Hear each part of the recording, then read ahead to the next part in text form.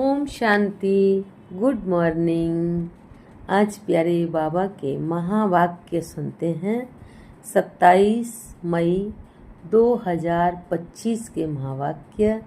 आज प्यारे बाबा बोले, मीठे बच्चे, तुम्हारा मुख अभी स्वर्ग की तरफ है।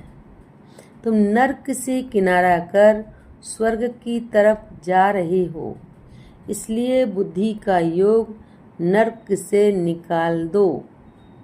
आज प्रश्न है, सबसे ऊंची और सूक्ष्म मंजिल कौन सी है? उसे पार कौन कर सकते हैं? उत्तर है, तुम बच्चे स्वर्ग की तरफ मुंह करते, माया तुम्हारा मुंह नरक की तरफ फेर देती है। अनेक तूफान लाती है। उन्हीं तूफानों को पार करना, यही है सूक्ष्म मंजिल। इस मंजिल को पार करने के लिए नष्टो मोहा बनना पड़े। निश्चय और हिम्मत के आधार पर इसे पार कर सकते हो। विकारियों के बीच में रहते निर्विकारी हंस बनना, यही है मेहनत। गीत है आज का मुरली से, निर्बल से लड़ाई बलवान की।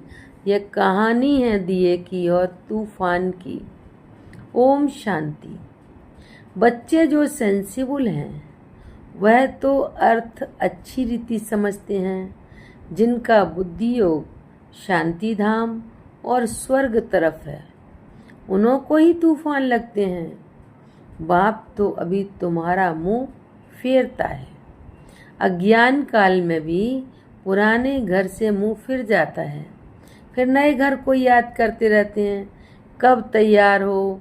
अभी तुम बच्चों को भी ध्यान में है, कब हमारे स्वर्ग की स्थापना हो, फिर सुखधाम में आएंगे। इस दुखधाम से तो सबको जाना है। सारी सृष्टि के मनुष्य मात्र को बाप समझाते रहते हैं, बच्चे अभी स्वर्ग के द्वार खुल रहे हैं। अब तुम्हारा बुद्धि योग स्वर्ग तरफ जाना चाहिए। हेवन में जाने वाले को कहा जाता है पवित्र। हेल में जाने वाले को अपवित्र कहा जाता है। ग्रस्त व्यवहार में रहते भी बुद्धि योग हेवन तरफ लगाना है। समझो, बाप का बुद्धि योग हेवन तरफ और बच्चे का हेल तरफ है, तो दोनों एक घर में रह कैसे सकते?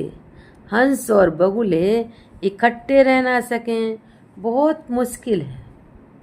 उनका बुद्धि योग है ही 5 विकारों की तरफ। वह हेल तरफ जाने वाला, वह हेवन तरफ जाने वाला, दोनों इकट्ठे रह ना सकें, बड़ी भारी मंजिल है। बाप देखते हैं हमारे बच्चे का मुंह हेल की तरफ है। हेल तरफ जाने बिगर रह नहीं सकता, फिर क्या करना चाहिए? जरूर घर में झगड़ा चलेगा। कहेंगे ये भी कोई ज्ञान है, बच्चा शादी ना करे। ग्रस्त व्यवहार में रहते तो बहुत है ना। बच्चे का मुख हेल तरफ है, वह चाहते हैं नरक में जाएं। बाप कहते नरक तरफ बुद्धि योग ना रखो, परंतु बाप का भी कहना नहीं मानते। फिर क्या करना पड़े? इसमें बड़ी नष्टो मोहा स्थिति चाहिए। ये सारा ज्ञान आत्मा में है। बाप की आत्मा कहती है, इनको हमने क्रिएट किया है। मेरा कहना नहीं मानते हैं। कोई तो ब्राह्मण भी बने हैं, फिर बुद्धि चली जाती है हेल तरफ, तो वह जैसे एकदम रसातल में चले जाएंगे। बच्चों को समझाया गया है, यह है ज्ञान सागर की दरबार। भक्ति मार्ग में इंद्र की दरबार भी गाई जाती है। पुखराज परी, नीलम परी, माणिक परी, बहुत ही नाम रखे हुए हैं, क्योंकि ज्ञान डांस करती हैं ना। किस्म किस्म की परियां हैं, वह भी पवित्र चाहिए। अगर कोई अपवित्र को ले आए तो दंड पड़ जाएगा। इसमें बहुत ही पावन चाहिए। ये मंजिल बहुत ऊंची है, इसलिए झाड़ जल्दी जल्दी बुद्धि वृद्धि को पाता नहीं है। बाप जो ज्ञान देते हैं उसे कोई जानते नहीं। शास्त्रों में भी ये ज्ञान नहीं है, इसलिए थोड़ा निश्चय हुआ, फिर माया एक ही थप्पड़ में गिरा देती है। तूफान है ना, छोटा सा दीवा, उनको तो तूफान एक ही थपेड़ से गिरा देता है। दूसरों को विकार में गिरते देख खुद भी गिर पड़ते हैं। इसमें तो बड़ी बुद्धि चाहिए समझने की। गया भी हुआ है, अबलाओं पर अत्याचार हुए। बाप समझाते हैं, बच्चे काम महाशत्रु है, इससे तो तुम्हें बहुत नफरत आनी चाहिए। बाबा बहुत नफरत दिलाते हैं। अभी आगे ये बात नहीं थी, हेल तो अभी है ना। द्रौपदी ने पुकारा है, यह अभी की ही बात है। कितना अच्छी रीति समझाया जाता है, फिर भी बुद्धि में बैठता नहीं। यह गोले का चित्र बहुत अच्छा है, गेट वे टू हेवन। इस गोले के चित्र से बहुत अच्छी समझ सकेंगे, अच्छी रीति समझ सकेंगे। गोले को चित्र, गोला का चित्र अर्थात सृष्टि चक्र। सीढ़ी से भी इतना नहीं जितना इनसे समझेंगे। दिन प्रतिदिन करेक्शन भी होती जाती है। बाप कहते हैं, आज तुमको बिल्कुल ही नया डायरेक्शन देता हूँ। पहले से थोड़ी सब डायरेक्शन मिलते हैं। ये कैसी दुनिया है, इसमें कितना दुख है, कितना बच्चों में मोह रहता है। बच्चा मर जाता है तो एकदम दीवाने हो जाते हैं, अथाह दुख है। ऐसे नहीं कि साहूकार हैं तो सुखी हैं।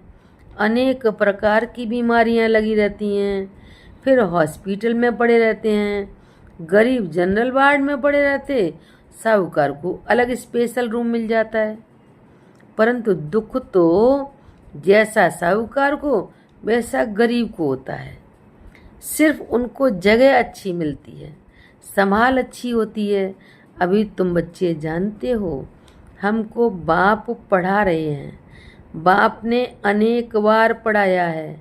अपनी दिल से पूछना चाहिए, हम पढ़ते हैं व नहीं, कितने को पढ़ाते हैं। अगर पढ़ाएंगे नहीं तो क्या पद पाएंगे।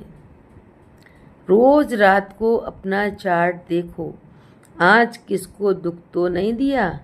श्रीमत कहती है, कोई को दुख ना दो और सबको रास्ता बताओ। जो हमारा भाती होगा उनको झट टच होगा। इसमें बर्तन चाहिए सोने का, जिसमें अमृत ठहरे। जैसे कहते हैं ना, शेरनी के दूध के लिए सोने का बर्तन चाहिए, क्योंकि उसका दूध बहुत भारी ताकत वाला होता है। उनका बच्चों में मोह रहता है। कोई को देखा तो एकदम उछल पड़ेगी, समझेगी बच्चे को मार न डालें। यहाँ भी बहुत हैं जिनका पति बच्चों आदि में मोह रहता है। अभी तुम बच्चे जानते हो, स्वर्ग का गेट खुलता है। कृष्ण के चित्र में बड़ा क्लियर लिखा हुआ है, इस लड़ाई के बाद स्वर्ग के गेट खुलते हैं। वहाँ बहुत थोड़े मनुष्य होते हैं, बाकी सब मुक्ति धाम में चले जाते हैं। सजाएं बहुत खानी पड़ती हैं। जो भी पाप कर्म किए हैं, एक एक जन्म का साक्षात्कार कराते सजाएं खाते रहेंगे।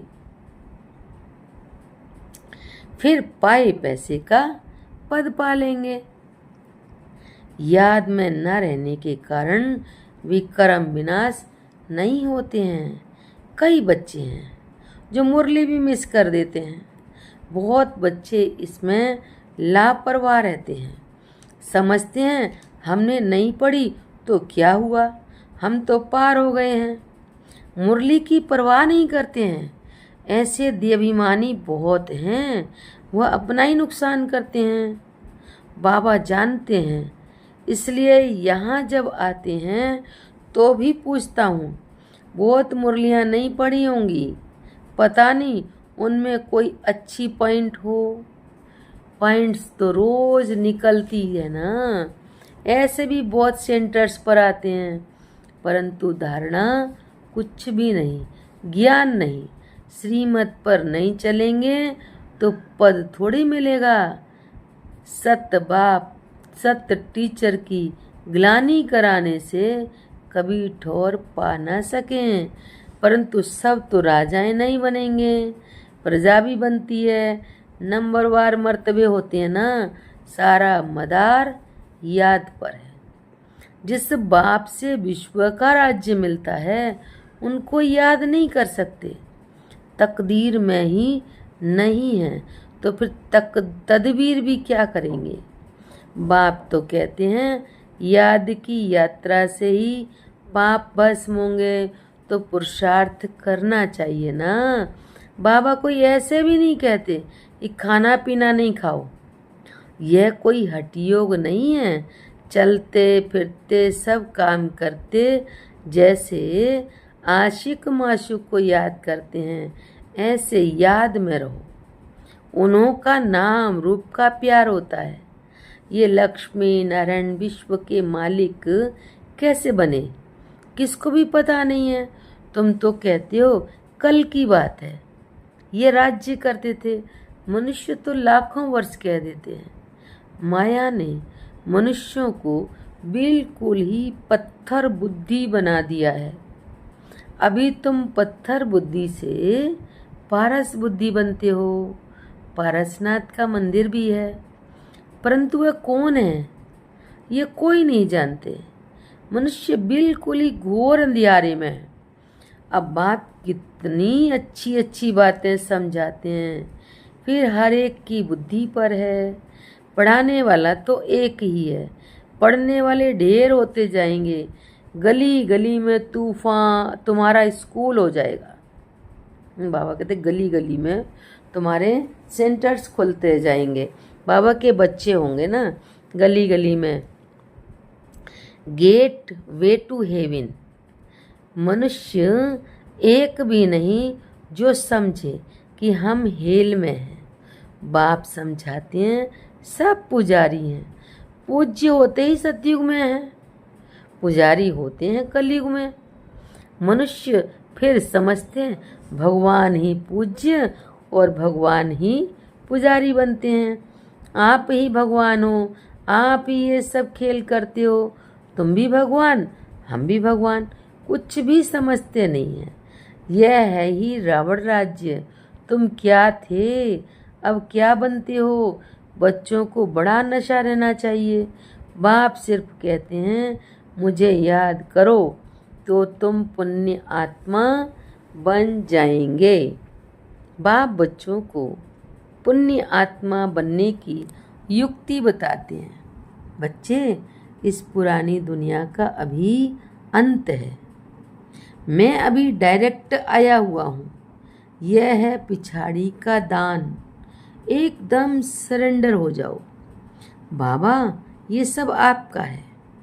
बाप तो देने के लिए ही कराते हैं, इनका कुछ भविष्य बन जाए। मनुष्य ईश्वर अर्थ दान पुण्य करते हैं, वह है इनडायरेक्ट। उनका फल दूसरे जन्म में मिलता है। यह भी ड्रामा में नूंद है। अभी तो मैं हूँ डायरेक्ट। अभी तुम जो करेंगे उनका रिटर्न पदम गुणा मिलेगा। सत्युग में तो दान पुण्य आदि की बात नहीं होती। या कोई के पास पैसे हैं तो बाबा कहेंगे अच्छा तुम जाकर सेंटर खोलो, प्रदर्शनी बनाओ। गरीब हैं तो कहेंगे अच्छा अपने घर में ही सिर्फ बोर्ड लगा दो, गेट वे टू हेवन। स्वर्ग और नर्क है ना। अभी हम नर्कवासी हैं, यह भी कोई समझते नहीं है। अगर स्वर्ग पधारा तो फिर उनको नरक में क्यों बुलाते हो। स्वर्ग में थोड़ी कोई कहेगा स्वर्ग फलाना स्वर्ग पधारा। वह तो है ही स्वर्ग में। पुनर्जन्म स्वर्ग में ही मिलता है, यहाँ पुनर्जन्म नरक में ही मिलता है। यह बातें भी अभी तुम समझा सकते हो। भगवान उवाच मामेकम याद करो, क्योंकि वही पतित पावन है। मुझे याद करो तो तुम पुजारी से पूज्य बन जाएंगे। बल स्वर्ग में सुखी तो सभी होंगे, परंतु नंबरवार मर्तबे होते हैं। बहुत भारी मंजिल है। कुमारियों को तो बहुत सर्विस का जोश आना चाहिए। हम भारत को स्वर्ग बनाकर दिखाएंगे। कुमारी वह जो 21 कुल का उद्धार करे, अर्थात 21 जन्म लिए उद्धार कर सकती है। अच्छा, मीठे मीठे सिकी लधे बच्चों प्रति माता पिता बाप दादा का याद प्यार और गुड मॉर्निंग। रूहानी बाप की रूहानी बच्चों को नमस्ते। हम रूहानी बच्चों की रूहानी बाप दादा को नमस्ते नमस्ते नमस्ते। ओम शांति। शुक्रिया बाबा, शुक्रिया। धारणा के लिए मुख्य सार है, इस पुरानी दुनिया का अंत है। बाप डायरेक्ट आया है तो एकदम सरेंडर हो जाना है। बाबा यह सब आपका है। इस युक्ति से पुण्यात्मा बन जाएंगे। दूसरी पॉइंट, मुरली कभी भी मिस नहीं करना है। मुरली में लापरवाह नहीं रहना है। ऐसे नहीं हमने नहीं पढ़ी तो क्या हुआ, हम तो पार हो गए हैं। नहीं, ये देहाभिमान है। मुरली जरूर पढ़नी है। वरदान है आज का, स्वयं को मोल्ड कर रियल गोल्ड बन, हर कार्य में सफल होने वाले स्व परिवर्तक भव। व्याख्या है, जो हर परिस्थिति में स्वयं को परिवर्तन कर स्व परिवर्तक बनते हैं वह सदा सफल होते हैं। इसलिए स्वयं को बदलने का लक्ष्य रखो। दूसरा बदले तो मैं बदलूं नहीं, दूसरा बदले या ना बदले, मुझे बदलना है। हे अर्जुन, मुझे बनना है। सदा परिवर्तन करने में पहले मैं, जो इसमें पहले मैं करता वही पहला नंबर हो जाता, क्योंकि स्वयं को मोल्ड करने वाला ही रियल गोल्ड है। रियल गोल्ड की ही वैल्यू है। आज का स्लोगन है, अपने श्रेष्ठ जीवन के प्रत्यक्ष प्रमाण द्वारा बाप को प्रत्यक्ष करो। अव्यक्त इशारे, रूहानी रॉयल्टी और प्योरिटी की पर्सनैलिटी धारण करो। बाप समान बनना है, वह बाप के समीप जाना है तो अपवित्रता अर्थात काम महाशत्रु स्वप्न में भी वार न करे। सदा भाई भाई की स्मृति सहज और स्वतः स्वरूप में हो। आत्मा के असली गुण स्वरूप और शक्ति स्वरूप स्थिति से नीचे नहीं आओ। अच्छा, ओम शांति, ओम शांति।